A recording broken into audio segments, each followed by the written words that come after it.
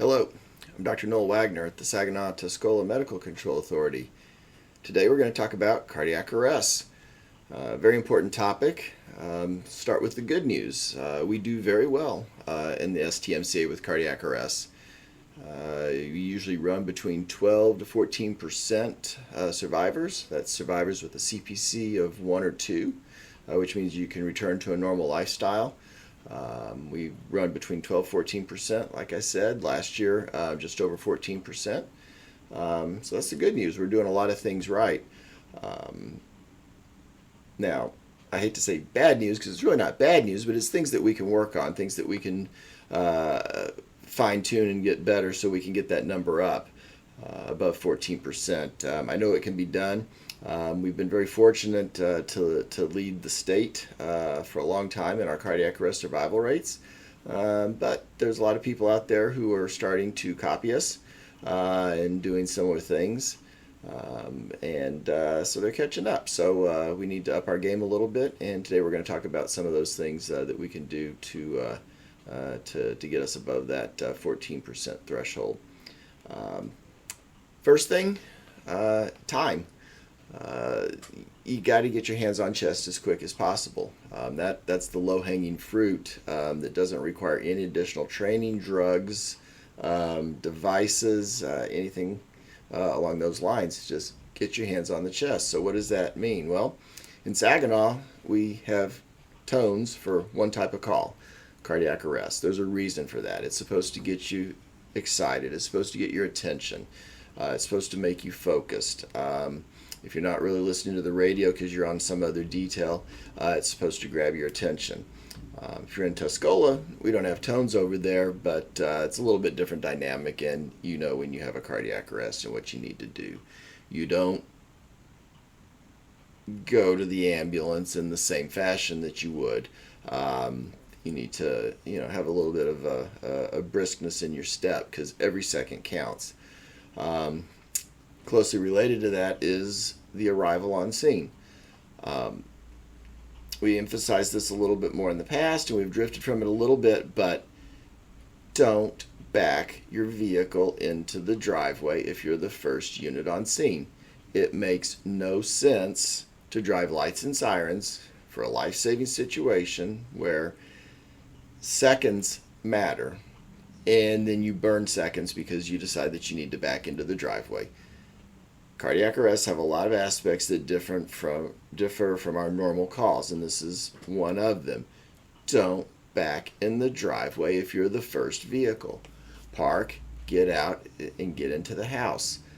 Closely related to that is how you go into the house. Okay, you don't park your vehicle, get out, go into the back, load up a stretcher, take the stretcher out, take it to the front door, leave the stretcher at the front door, and then proceed to go into the house. When I say it like that, hopefully that sounds kind of silly because it is.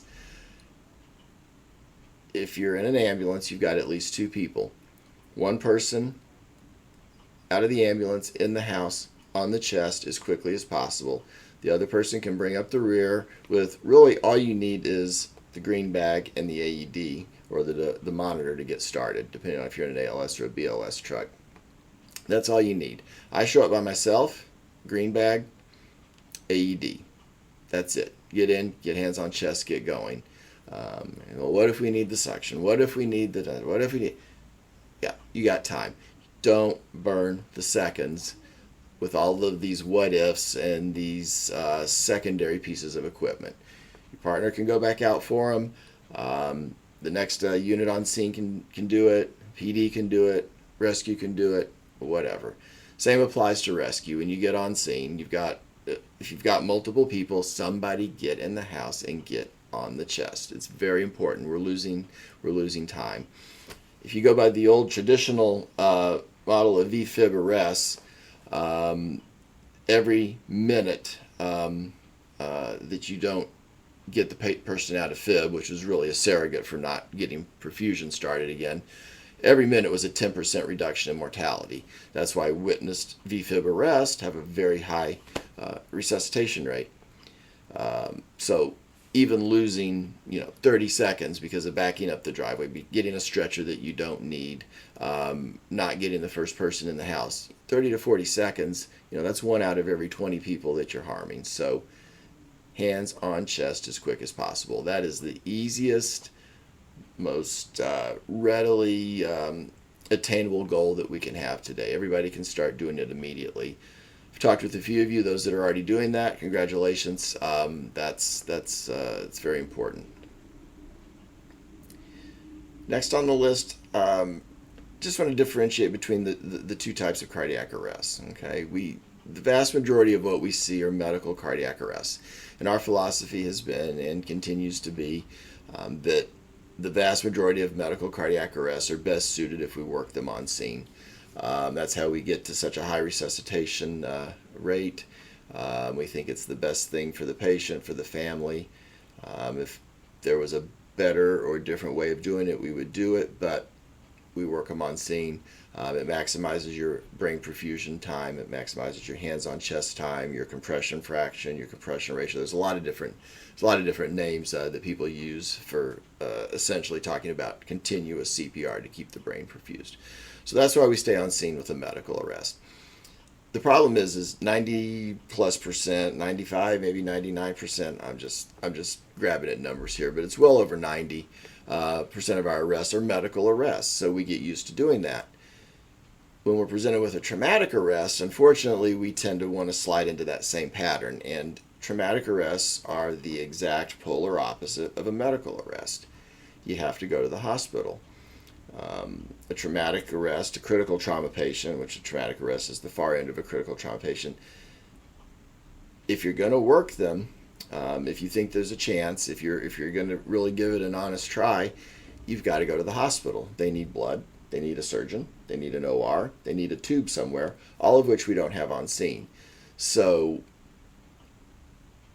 if you don't take anything else out from this lecture today, is one, is get your hands on chest as quick as possible, and two, don't catch yourself staying on scene with a traumatic arrest that you're trying to save.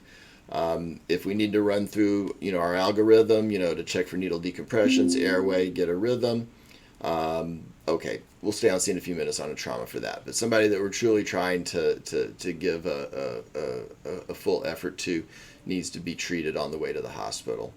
So keep that in mind. We don't see as many of the traumatic arrests, fortunately, so that can be a real curveball whenever they do pop up. So switching back now into medical arrests. Epinephrine. Yes, I'm very well aware that there's 5 epinephrines in the box. We went down from 8 to 5 a few years ago, and everybody, I shouldn't say everybody, a lot of people felt the need to inform me that there was only 5 epis in the box. And that was a good opportunity to let everybody know that we are the ones who decide what drugs are in the box. So that was us that bumped them down to 5 epi. In the near future, we're going to bump the epi back a little bit more. I don't know if it's going to be 3 or 4. It's definitely going to be less than 5. So we'll let everybody know when that happens. But we're coming down on the epi in the not too distant future. It's okay. The science out there on epi is very mixed and very conflicted. Epinephrine might give you a return of circulation, but there's no good proof that it's improving anybody's neurologic outcomes. So, those of you who've been around for a little while might remember the high dose epi days, where you gave 1 milligram and then you gave 3 and then you gave, did it go to 5 and then it was 10 and then, you're giving these huge doses of epinephrine.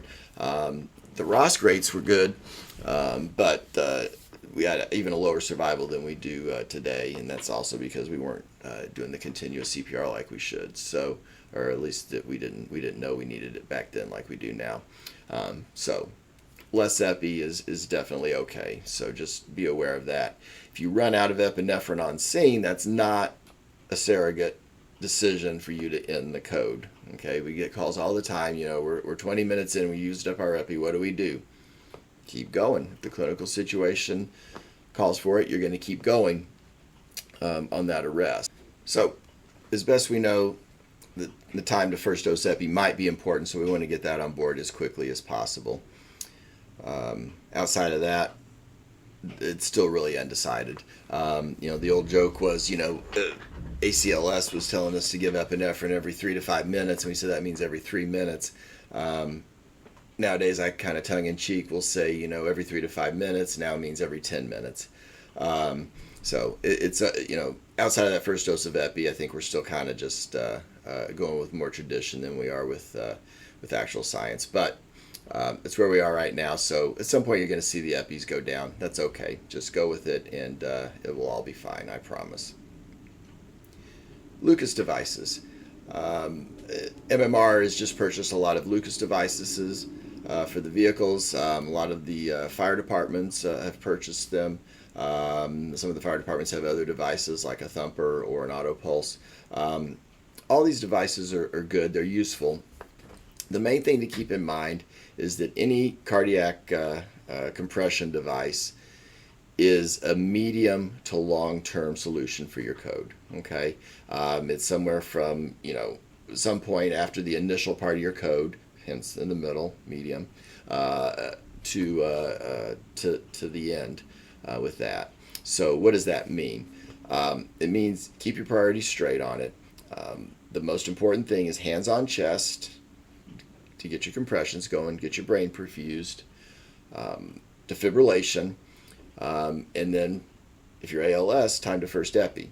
All right, so that's why we're suggesting to people that your goal for even considering putting the Lucas device on is if you're an ALS truck, is after the first dose of meds. Okay, if you're a BLS or first responder, you should do at least 2 analysis cycles off of your AED before you're considering the device. That's just the physics of it, how it works. You can minimize your little pauses early on better with manual CPR. We don't want the Lucas device getting in the way. No matter how good you say you are, putting pads on, doing compressions, and applying a Lucas device at the same time is not something's gonna give. You can't have that much going on in that small space and something not get compromised. So, compressions, defibrillation, first dose of meds, then you're considering putting the device on.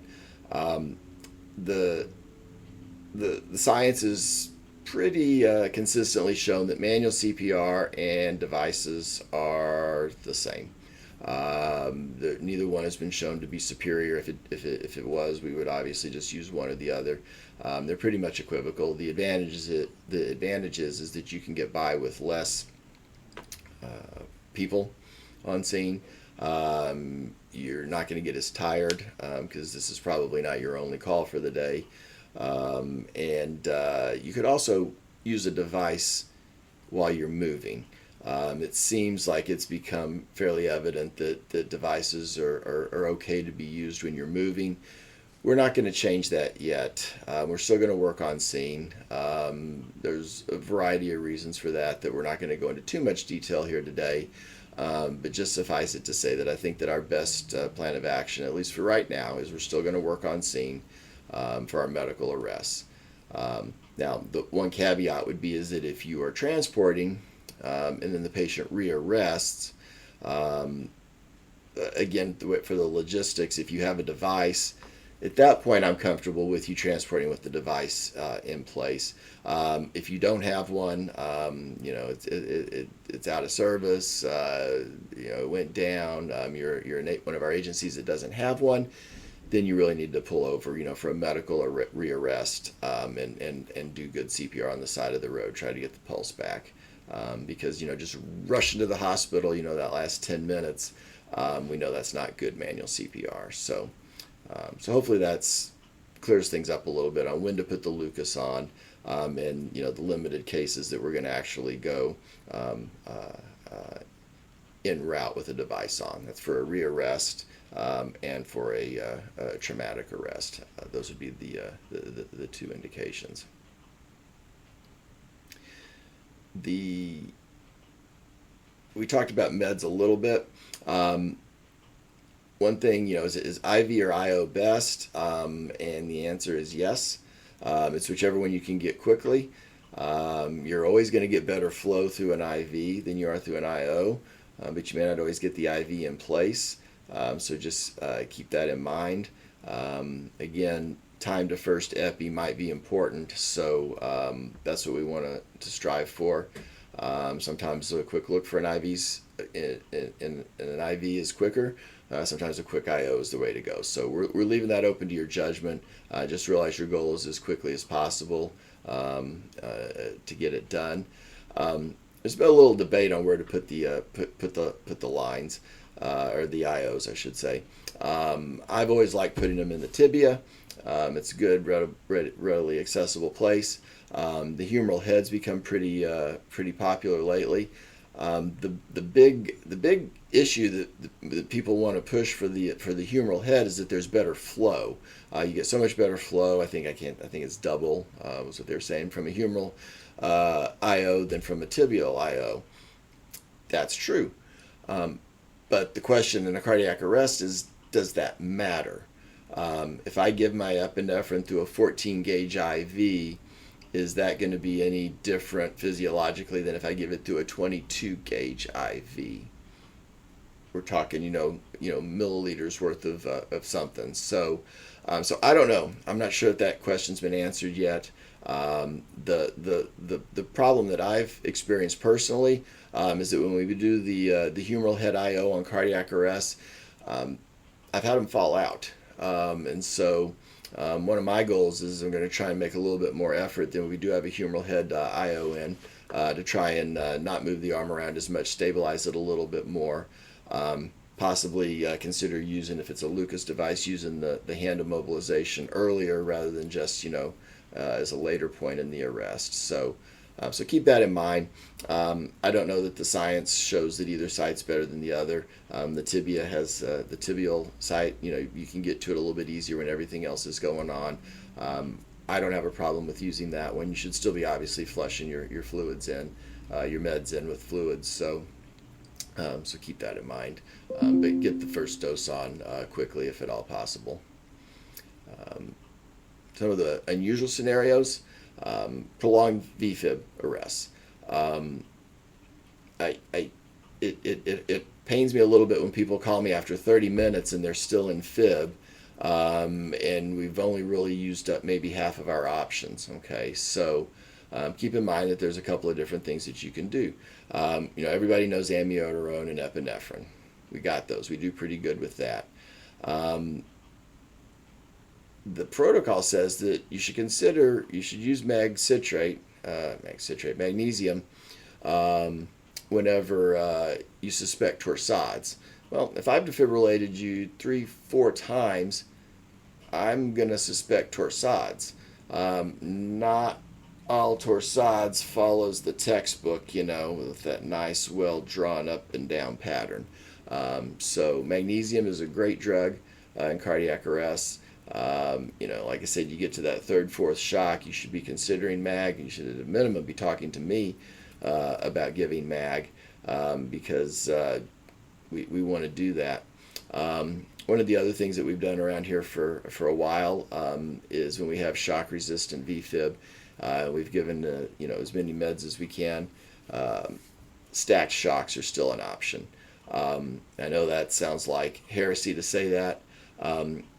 It's been well established that stacked shocks increase your conversion rate. We know that the third shock has a better chance of converting than the first shock. The reason that we moved away from stacked shocks, there's a couple reasons for that. One is that, and probably the most important, was that we had too much time off the chest. The first part of this video, I was talking extensively about get on the chest, get the brain perfused, and that's all important. With stacked shocks, you're spending a lot of time off the chest. There's a lot of lack of brain perfusion. That small incremental increase from your first to third shock, you're not really realizing that whenever you're inducing more brain anoxia. So we moved from that. Also, AEDs got rid of the stacked shocks because some of the analysis cycles on the early AEDs to get through a set of three analyses for the shock, we had hands off chest times of 1.5 minutes sometimes. So there's a variety of reasons why we rolled into EMS and cardiac resuscitation throughout the country. settled on the single shock. There's a lot of benefits to just getting back on the chest, perfusing everything again, and then giving it another shot the next time around. But what we're talking about with the stack shocks is we're 5-6 cycles, 5-6 shocks into the code. We've used multiple drugs. We want to try something different.